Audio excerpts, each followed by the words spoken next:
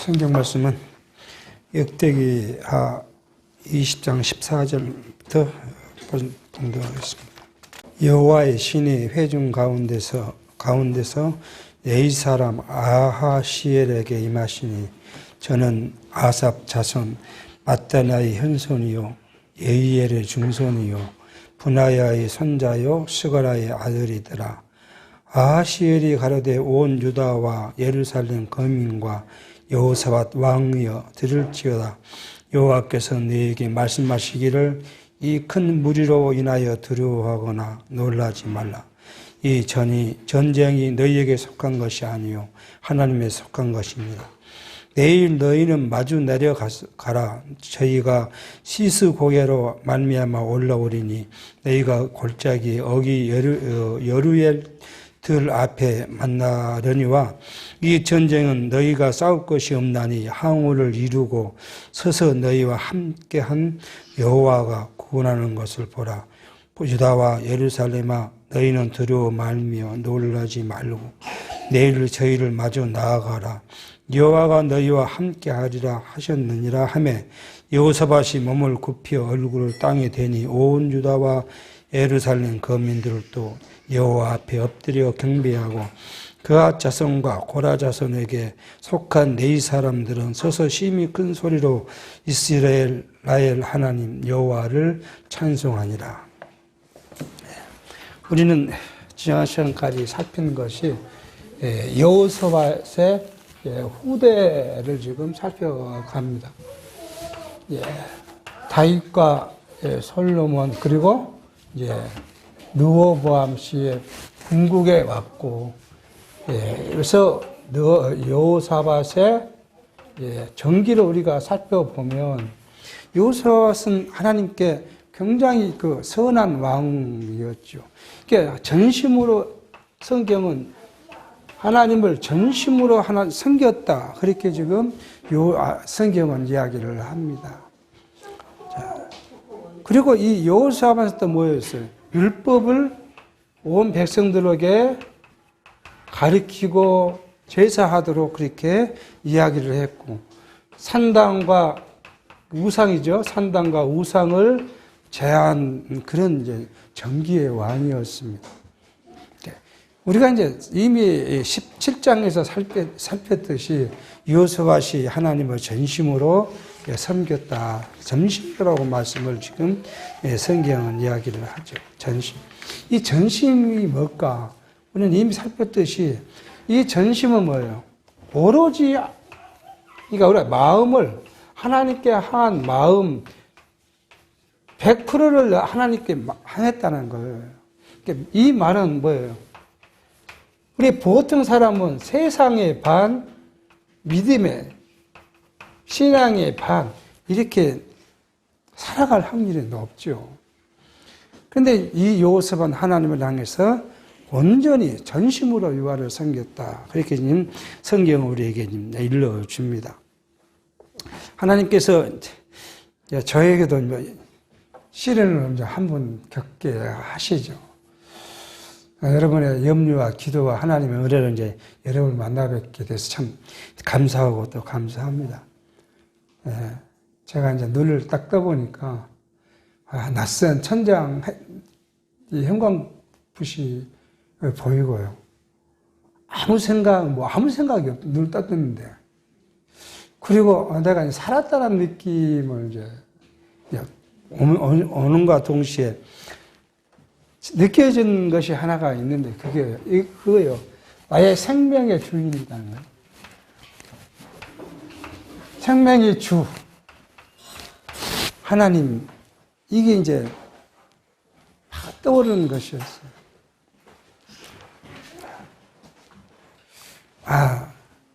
죽음이라는 게 뭐예요? 내가 선택하거나 피할 수 없는 거구나. 그 피할 수 없는 그것이 누구의 것이었냐면 하나님의 것이었다는 것이 느껴지기 시작. 오늘 본문이 그거잖아요. 이스라엘 주인이 누구였냐 그러면 하나님이에요. 그러니까 내가 전쟁에서 너희를 구해줄 것이라는 거잖아요. 생명의 주인 되신 하나님을 생각하니까 그걸 찬송할 수밖에. 단 여러 가지 많은 조건이 세상에 살게 있었겠지만 이 하나 때문에 뭐예요? 우리는 하나님을 찬양하는 거죠. 하나님의 은혜에 감사하는 거고요. 수없이 하나님이 내 주인이니까. 하나님이 내 주인이 아니고 우리 예를 들어서 다른 것으로부터 하나님이 내게 주어짐으로써 내가 하나님을 감사하고 찬송하고 은혜를 안다 그런다면 주어짐이 없을 때는 뭐예요?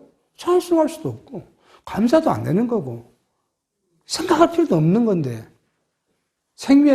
내 생명의 주인이 하나님이라고 생각하니까 어떤 상황에서도 뭐예요? 이 하나님을 찬양할 수밖에 없는 어떤 상황에서도 하나님을 감사밖에 없는 자, 이렇게 느껴지는 순간에는 오는 고민이 두 가지가 있었어요. 오늘 본문 말씀에도 전심으로는 과연 나는 지금까지 신앙생활을 해오면서 하나님을 전심으로 섬겼나 하는 고민이 반성이 오거든. 내가 하나님을 섬긴다고 생각하지만 뭐예요? 하나님이 내 삶의 도구가 되지 않았는가 생각을 했어요. 그게 사실 그거 뭐냐면 기존교회는 그게 도구예요. 그 사람들은 그런 의식이 없지만 우리 성경신학이나 성경적으로 보면 그렇게 구한 거, 왜 육체적인 것을 계속 구한 행위가 뭐예요? 내 삶의 도구예요. 그게. 하나님 나 잘 살고 싶으니까, 건강하고 싶으니까 하나님 나한테 건강도 주시고 물질도 주시고 그러면 뭐예요? 내가 하나님의 일을 열심히 하겠습니다. 도구지 그게 거래잖아요. 거래요. 내가 하나님을 사랑하는 것이 아니고 내가 하나님을 섬기는 것도 아니고 하나님이 그걸 안 주면 뭐예요? 내가 그거에 대해서는 별로 관심이 없다는 거예요. 뭘 주면 관심을 갖겠다는 거예요. 우리 어린아이가 뭐예요? 현수가 사탕을 주면 관심을 두는 것처럼 뭐 안 하면 그냥 띵깡이잖아요. 그 주면 관심을 가진 것처럼 우리가 그렇게 내가 하나님을 그렇게 섬기고 살았지 않느냐 하는 반성의 모습을 보더라고요. 그 두 번째 오는 반성이 뭐냐면 진심이에요. 진짜 내가 하나님 앞에 형식을 갖추고 살았다는 거야. 하나님을 섬긴다고 하는 게 교회에서요. 성도 앞에서는 신앙인처럼 살고 밖에서는 뭐예요? 일반인처럼 이게 형식이잖아요. 이게 이렇게 사는 것이 뭐예요? 형식이에요. 형식. 형식적으로 내가 하나님 앞에 살아자. 그런 생각이 들더라고요. 이 두 가지를 생각해 보니까 앞으로 내가 어떻게 살아야 될까 하는 고민을 갖게 된 거죠. 그런데 우리는 이 고민에서 제가 여러 성도님들 오늘 예배에 여러 가지 걱정을 많이 하셨지만 제가 여기서 가진 느낌이 그거였어요. 아, 우리의 삶이 하나님께 뭐 하는 삶이요? 예배하는 삶입니다. 그러니까 직장 생활을 하거나, 가정 생활을 하거나, 무슨 생활을 해도 뭐요? 우리가 그 모든 것이 하나님께 예배하는 삶이어야 한다. 그런 마음을 갖게 된 거예요. 그러니까 하나님께 예배하는 삶이 그것은 누구 앞에서요? 하나님 앞에서거든요. 그러니까 하나님 앞에서 하나님께 예배하는 것은 뭐예요? 이게 필요가 없잖아요. 이게 필요가 없어요. 오직 뭐예요? 하나님께 진심으로. 그래서 바울은 우리에게 뭐예요? 신령과 진정으로 예배하라고 로마서 이야기해요. 그 영적 예배의 삶이라고 이야기를 해요. 그러면 앞으로 뭐야 그랬는가? 이게 예배의 삶을 생각하니까 그 다음에 오는 것이 뭐예요? 이게 이제 이건 간증이 아니에요. 우리 삶을 생각해 본 거예요. 내가 앞으로 하나님께 예배할 삶이 얼마나 남았을까? 그 생각을 한 거예요. 우리 교회 성도들의 예배하는 삶이, 예배하는 것이 우리 신령한 예배의 삶의 표현이 이렇게 모여 예배하고 지체가 서로 교제하고 하는 것이니까 이게 얼마나 남았을까? 내가 할 수 있는 횟수가 연수가 얼마나 남았을까? 그런 생각을. 우리가 건강한 사람이 뭐 70이고 80이고 뭐 요즘 100세 세대라지만 사실 100세까지 사는 사람 많지 않잖아요. 개중에 몇 명은 있지만 길어야 90인데 제 어머니를 생각을 했어요. 제 아버지도 예배를 하고 싶은데 교회를 갈 수 없으니까 1년간 누워 계셨어요. 우리 어머니도 뭐 예배하러, 뭐, 어머니는 뭐, 본인이 그런 말을 하지 않았지만은 예배하는데, 예배하러 갈 수도 없어요. 교회 건물의 1층에서 요양원으로 누워 있지만, 교회에 올라가 예배할 수 없어요. 그러니까 뭐, 80이고 90이고 그렇게 산 삶이 얼마나 뭐 행복하겠습니까?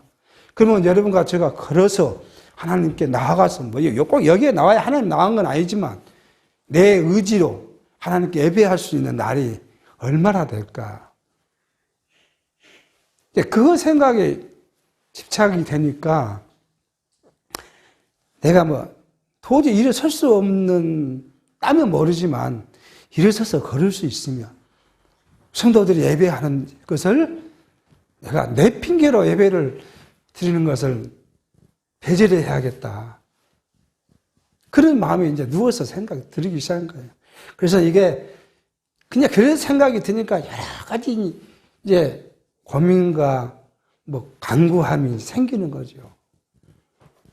그래서 오늘 그래서 뭐 힘이 있든 없든 걱정을 하든 말든 그러다 움직일 수 있고 밥 먹고 움직일 수 있으니까 예배하는 삶을 영위하도록 하는 것이 내게 주어진 것이 아닌가 하는 생각을 한 거예요. 그래서 첫 번째는 내 생명의 주인 되신 하나님 여호와 이걸 이제 생각하고 나니까 그 다음에 이제 오는 고민이 사명이었어요.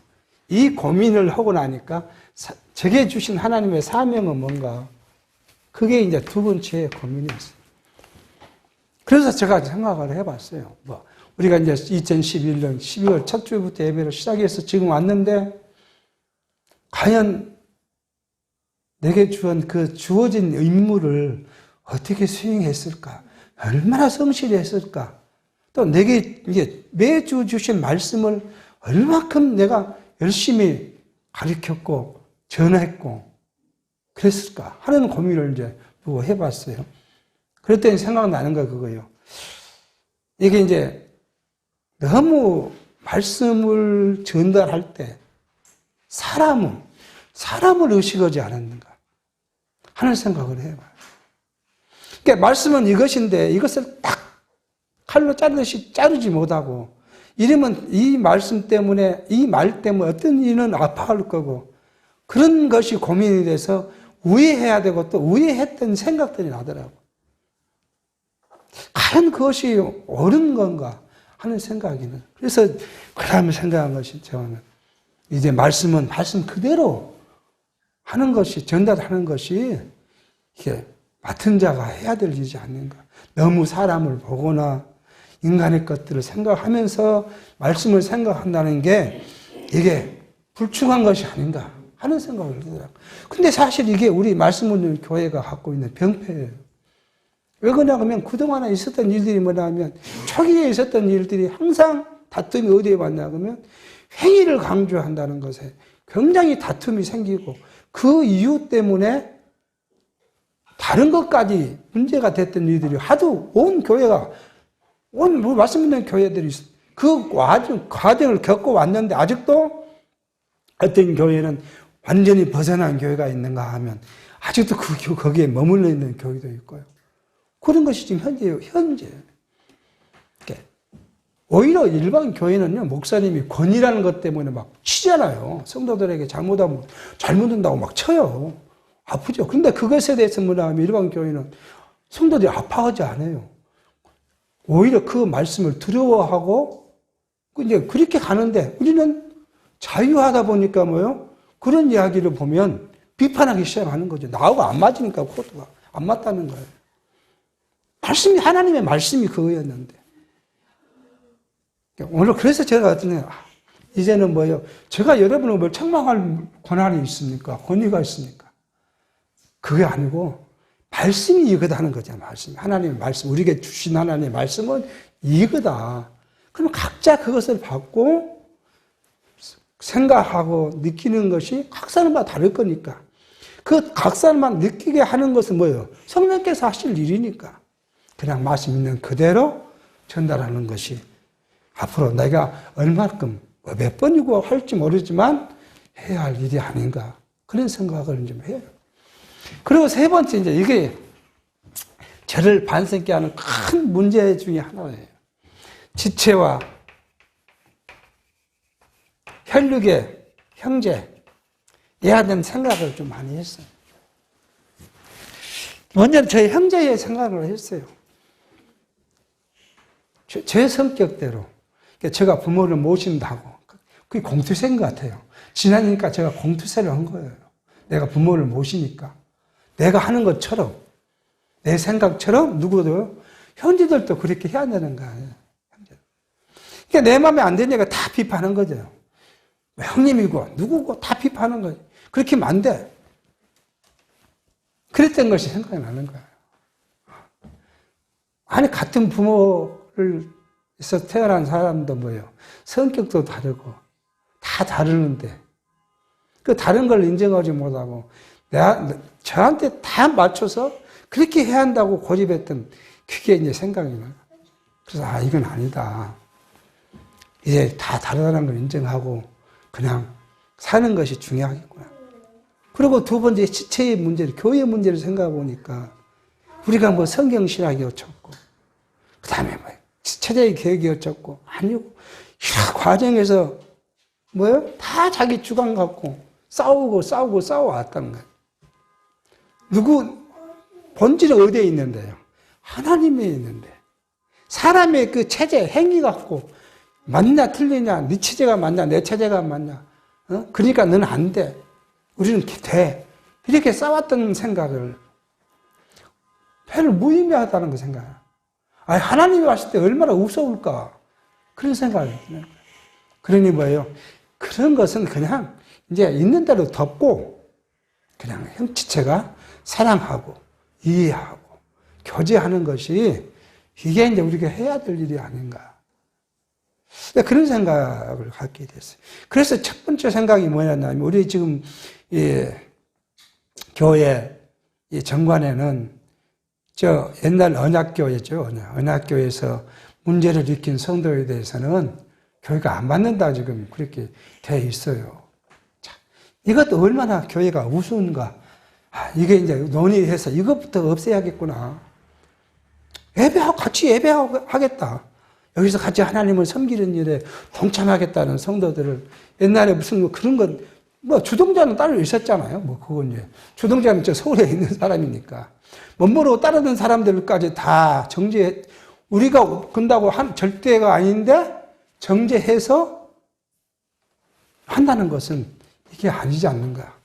이제 그런 생각에 이르게 됐어요. 그래서 이번 일로 제가 겪으면서 생각한 것은 상당히 이제 개인적으로는 많은 또 교회적으로도 우리가 해야 될 일들이 어디까지 있는가 하는 생각들을 많이 이제 하게 됐습니다. 그래서 가능하면 전심으로 하나님을 섬기고 진심으로 하나님 앞에 섬겨야겠다. 하나님 앞에 우리 형식할 필요가 없잖아요. 형식적인 필요가 없잖아요. 하나님이 내 머리에 털까지도 다 세시는데 내가 하나님 앞에 숨긴다고 숨겨지는 것도 아니고 성도들을 숨길 수는 있겠지만 그러잖아요. 사람은 숨길 수 있겠지만 하나님을 숨길 수 없는데 그런 결론을 이르고 그래서 이제 어떻게 하면 하나님을 전심으로 나아가게. 이 전심으로 나아가는 방법이 뭘까? 그렇게 이제 고민을 한 거예요. 어떤 이들은 이렇게 전심으로 하나님께 나가야 된다니까 뭔만 생각해요? 교회 가서 기도하고 예배하고 이런 것만 전심으로 해야 된다고 생각하지만 성경은 우리에게요. 우리의 육체의 삶을 맡겼습니다. 이 결과 제가 갖고 있는 것이 뭐냐 그러면 사람은 육체는 뭐예요? 악합니다. 우리 약해요. 이 악이 무엇을 못하게 하냐? 제가 여기 이 모든 것들을 누가요? 하나님의 섭리예요. 섭리 과정이 섭리예요.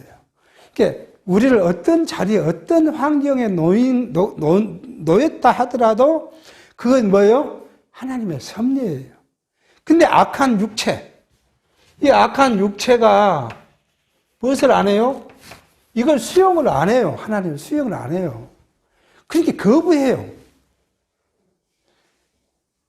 그러니까 하나님은 나를 때가 되면 데려가실 거잖아요. 안 죽을라 해도 데려가게 해요. 그런데 난 안 죽겠다고 거부를 해요. 거부할 수 없는 건데 거부를 해요. 극단적으로 말하면요. 나를 치료하시는 하나님이 예를 들어서 투석을 시키는데 투석을 내가 안 받겠다고 고민하는 거야. 창피하게 투석을 해야 하나님 섭리를요. 육체가 거부를 해요. 육체가. 우리는 뭐예요? 전심으로 하나님을 섬긴다는 거 뭐냐면 하나님의 세상적인 것은 다 우리가 이해를 해요. 국가고 민족이고 뭐고 다. 근데 누구에게요? 나에게 하시는 하나님의 섭리를 인정하지를 못하고 왜 나만, 왜 나에게 그렇게 원망해요. 우리가. 내가 고난 가운데 있을 때 뭐예요? 하나님이 다른 사람에는 고난을 안 주시는데 나한테 고난만 주시니까 하고 우리는 원망을 해요. 이것이 뭐예요? 하나님의 섭리를 거부하는 거예요. 수용하면 뭐예요? 하나님, 이것은 나를 어떻게 하실 겁니까? 하나님 나를 어떤 선한 길로 인도해 가실지 제가 하나님 기대하겠습니다. 그거잖아요. 이 나쁜 일이 야국 나이가 하나님 어떤 영광을 보여주시기 위해서 하신지를 내가 기대하겠습니다. 치료를 받았을 때 하나님의 그 영광을 내가 기도합니다. 아니, 근데 치료받지 않더라도 그 다른 걸 통해서 나타내 보여주시는 하나님의 영광을 수용하는 자세가 하나님을 전심으로 섬기는 자세가 아닌가. 그래서 우리는 여러분, 우리 모두가 다 살아가는 데 있어서 모든 일, 형통한 일, 공고한 일, 모든 일들이 하나님의 섭리다. 그럴 때마다 불평하는 것이 아니라 뭐라고요? 수용하는 우리의 믿음의 생활, 고백이 그냥 입으로 한 것이 아니라 진심으로 우리가 하나님께 고백할 수 있는 신앙이 되어져야 되지 않는가. 이것을 지금 뭐래요? 구약 성경을 통해서 이스라엘 역사를 통해서 왕들에게 나타나신 하나님의 일을 보면서 우리는 교훈을 받고 배우고 그것을 내가 간직하는 것이 바로 구약을 공부하는 우리의 자세이고요. 이걸 통해서 하나님의 선하심을 우리가 배워갑니다. 이렇게 여호사밧이 이렇게 했어요. 이렇게 하니까 하나님께서 뭐라고 했냐 그러면 그 다음에 하나님이 이를 형통케 했다. 이건 이제 성경은 경고케 했다 그렇게. 경고케 하시니까 유다 나라가 왕성해졌는데 얼만큼 왕성해졌냐 그러면은 뭐예요? 온 백성이 하나님 이제 왕에게 예물을 드리니까 물질이 풍성해지고 이웃 나라들이 조공을 바치니까 경제가 튼튼해져. 그러니까 그 경제가 튼튼했던 말을 뭐라고요? 왕이 갖고 있는 180만 군대. 그렇게 했다. 180만 군대를 세웠다. 얼마나면? 우리나라 군대가 몇 명이면 60만이라고 하는데 우리보다 2배 많은 군대를 왕이. 그 이스라엘은 조그만 나라가 군대가 118만이라는 거 나라가 그거야. 그러니까 뭐라고요? 이 여호사밧이 교만해집니다. 그게 우리 모습이에요. 그래 누구예요? 아합하고요. 아합과 연혼했다. 네, 결혼해서 이 여호사밧 아들하고 아합하고 딸과 결혼을 시켰다. 그러고 나서 어디로 갔어요? 북쪽으로 갔잖아요. 사돈지간이 북쪽에 가가지고 아람과 싸우다가 아합은 죽고 이제 이 여호사밧이 건강하게 돌아오니까 선지자가 와서 당연히 하나님이 싫어하는 사람하고 그렇게 하면 되겠냐? 책망을 합니다.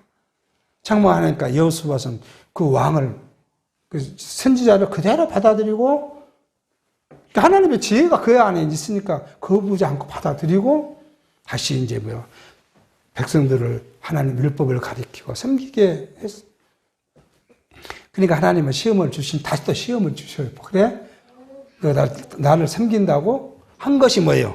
20장에 이제 모압과 암몬과 다른들이 연합해서 이스라엘 침공해 왔습니다. 침공해 왔을 때 이 여호수아시 이 13장까지 뭐예요? 하나님께 엎드려서 기도했. 그 하나님께 엎드려 기도하니까 지금 이제 오늘 본문 말씀이 그거예요. 어떻게 했느냐? 바로 그거예요. 여호와의 신이 그 해중 가운데 있는 네이 자손이죠. 그 네이 사람 아하실에게 임해서 이야기를 합니다. 15절 온 유다와 예루살렘 거민과 여호사밧 왕이여 들을지어다. 여호와께서 너희에게 말씀하시되 이 큰 무리로 인하여 두려워하거나 놀라지 말라. 이 전쟁이 너에게 속한 것이 아니요 하나님께 속한 것이다. 이 내 주인은 하나님이시니까, 이스라엘 유다의 주인은 하나님이시니까 하나님이 전쟁을 해주시겠다. 너희들은 손 까딱 안 해도 된다. 보기만 해봐. 그 16절이 그렇게 해요. 자, 내일 어디에요? 시스 공격으로 말미암아서 연합군이 올라올 것이다. 그리고 내가 만날, 정확히 이야기해줘. 만날 곳이 어디냐 그러면 어루 예루들 앞에서 만날 것이다. 그 만날 때 너희들은 칼로 싸우려 하지 말고 항우를 딱 대회를 만들어서 올라온 사람을 쳐다보고 있어라. 그러면 누가요? 하나님께서 그 싸움을 이기는 싸움을 하시는데 거의 너희가 볼 것이라고 하니까 여호사밧이 몸을 엎드려 하나님께 찬송하는 거죠. 그러니까 온 백성이 다 엎드려 하나님께 경배하고, 그리고 그앗 자손과 고앗 자손들에게 우리 같으면 성가대죠. 이 찬양대가 하나님의 여호와를 찬양했다고 이렇게 이야기합니다. 이스라엘이 두려워하지 않을 수 있었겠습니까? 아니, 연합군이 쳐들어오는데 들어오지 않는다는 건 말이 안 되잖아요. 여러분과 저의 인생은 우리는 몰라요. 단 한 치 앞도 모르는 우리 인생, 우리가 두렵지 않습니까? 두려워요. 안 두려워하는 어디 있겠습니까? 내가 어떻게 살지, 어떻게 될지 두려우지 않는 사람 하나도 없어요. 그런데 하나님 우리에게 뭐라고 하셔요? 너희가 두렵느냐? 물어본 거예요, 지금요. 두려워하지 말고 누구래요? 나만 믿으라는 거 아니에요. 하나님만 의지하라. 그러면 내가 너희를 살리시겠다는 거 아니겠어요? 죽음 앞에 있는 사람도 그 기도가 그 사람의 육체의 생명을 살리는 건 아니지만 하나님께 나아감이 두려움이 있어서 안 되겠다는 거예요. 여러분 가지고 하나님께 나가는데 오늘 지금 예를 들어 두려움이 있으면 안 돼요. 우리가 대통령 앞에 나가도 두려워하잖아요, 사람들이. 특히 대통령 관계없는 사람은 가서 아무렇지 않게 갈 줄 몰라도, 제가 직장에 있을 때 대통령 행사에 몇 분 불러가 봤어요. 대통령 직접 만나는 거 아니라 군중으로 박수부대로 불러가 봤어요. 가는데 뭐예요? 입구에서부터. 가기 전부터 이름 내고, 호적 다 파고요. 신분 저희하고. 그래 갔는데 소지품 다 검사하고. 누나도 못 달리게 누나들이에요. 두려워요, 대통령.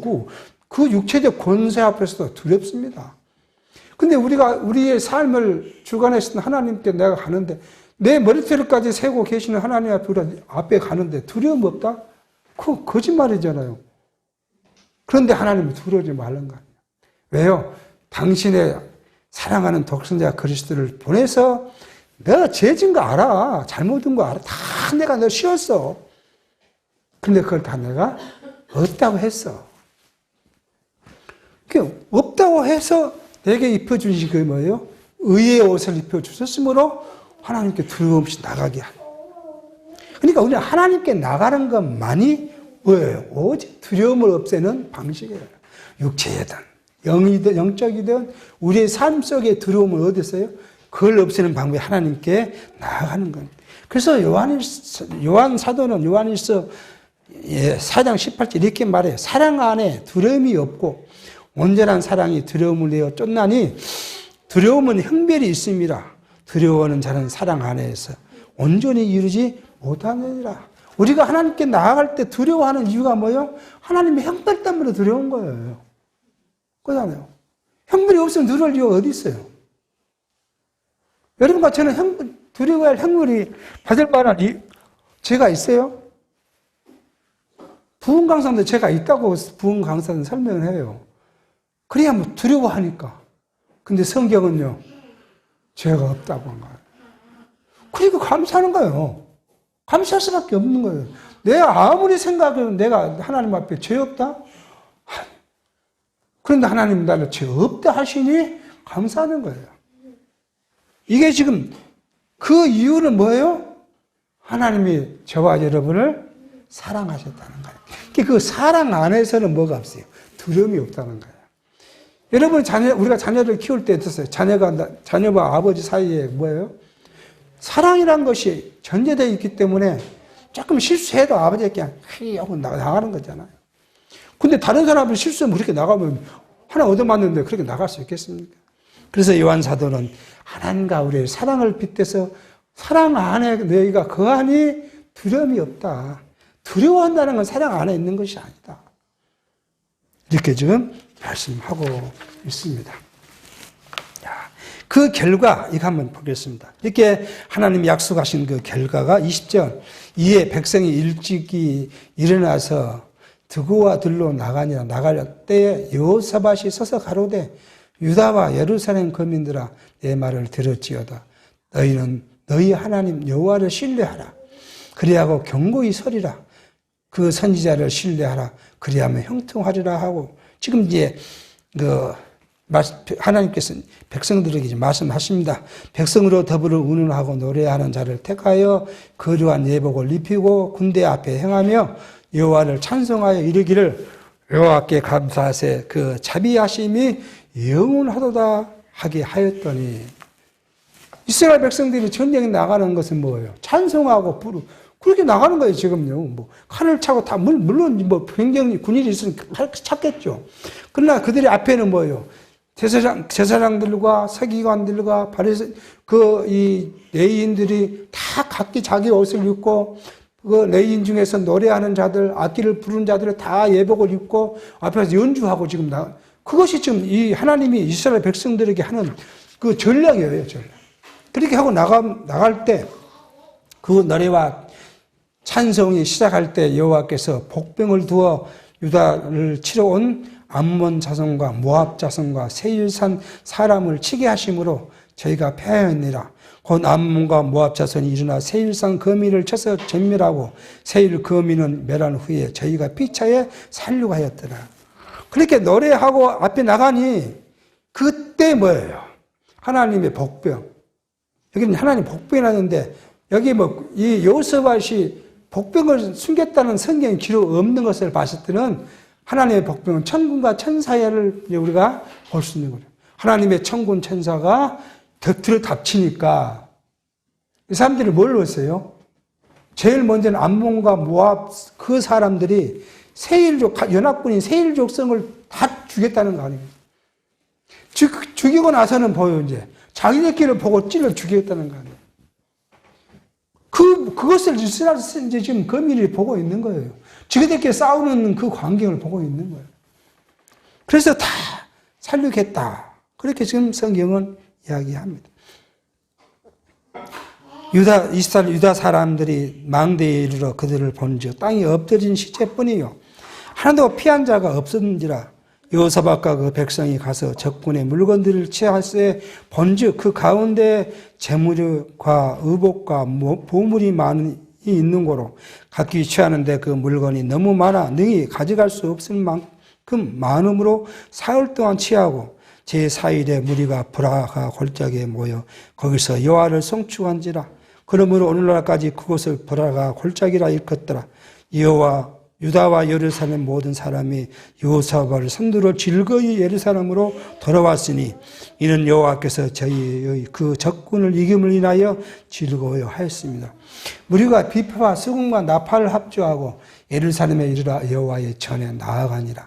이방 모든 나라가 여호와께서 이스라엘의 적군을 치셨다 함을 듣고 하나님을 두려워한 고로 여호사밧의 나라가 태평하였으니 이는 그 하나님의 사방에 저희에게 평강을 주셨습니다. 그렇게 전쟁을 끝나는 그것을 본 이스라엘 백성들의 함성은 뭐예요? 찬양하는 것이에요. 우리의 삶에 하나님의 섭리를 보면 우리가 찬양할 수밖에 없는 거예요.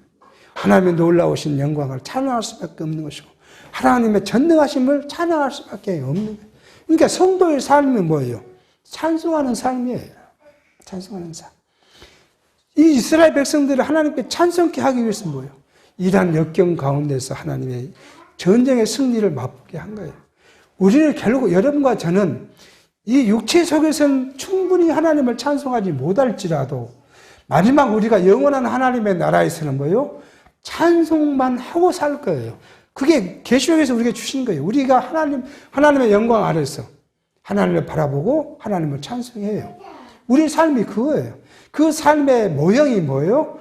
우리의 육체가 하나님을 찬송하는 거예요. 그러니까 하나님이 우리에게 요구하시는 것, 하나님이 우리에게 절대 주신 권력이 뭐예요? 권력이 아니라 우리에게 주신 힘이 뭐예요? 하나님을 찬송하는 거예요. 일반인들은 하나님을 찬송하고자 찬송을 못해요. 오직 하나님을 찬송할 수 있는 것이 뭐예요? 성도들이에요. 우리 삶이 하나님을 찬송하는. 그래서 우리는 일하면서 찬송하고요. 일하면서 찬송하고요. 길을 걸으면서 찬송하고요. 여건 가운데서 하나님을 찬송하는 거고요. 오직 우리의 삶은 하나님을 찬송하는데 우리 삶이 목표가 되어질 것이라는 거예요. 이게 하나님 우리에게 주신 은혜예요. 하나님의 은혜가 아니고서는 찬송할 수도 없어요. 우리가 적은 음식을 먹을 때도 뭐예요? 감사하고 찬송하는 것이고, 건강할 때도 찬송하는 거고, 우리가 역경 가운데서 찬송하는 거예요. 뭐예요? 하나님의 섭리를 우리가 수용하면, 그죠? 수용하지 못하는 게 불만을 갖는 거예요. 하나님 왜 나만 이러는 거 아니에요? 수용하지 못하니까. 내게 주시니까 하나님 나를 통해서 뭘 알게 하시려고. 나를 통해서 어떤 하나님의 영광을 보여주시기 위해서 하시는지 그걸 수용하면 우리가 그래서 복음서에서는 뭐예요? 협력해서 선을 이루어 가신다는 거예요. 선이 뭐예요? 하나님을 알고 하나님을 찬송하니까 선을 이루어요. 오늘 우리가 우리의 삶 속에서 역경도 있고 공경도 만나고 형통도 만납니다. 이걸 안 만나는 사람은 하나도 없습니다. 방법이나 종류는 달라요. 사람의 우리에게 오신 역경이, 하나님이 우리에게 주신 시련이 사람마다 달라요. 어떤 이는 재물로, 어떤 이는 건강으로, 어떤 것은 명예로, 어떤 사람은 모든 것보다 명예를 중요시한 사람에게는 명예를 뺏음으로써 견딜 수 없는 고통을 받는가 하면요. 어떤 사람은 경제를 뺏음으로써 고통을 받기도 하고요. 어떤 사람은 건강을 뺏으면서 고통을 받기도 하고요. 어떤 사람에게는 생명을 위협시킴으로써 고통을 받기도 해요. 다 하나님께서 그걸 통해서 우리에게 주시고자 하는 자기의 영광을 나타내고자 하신다는 사실을 우리가 받아들이면 그 가운데서 하나님을 기억하고 찬송하게 될 것이라는 것을 본문을 통해서 우리가 공부해 봅니다.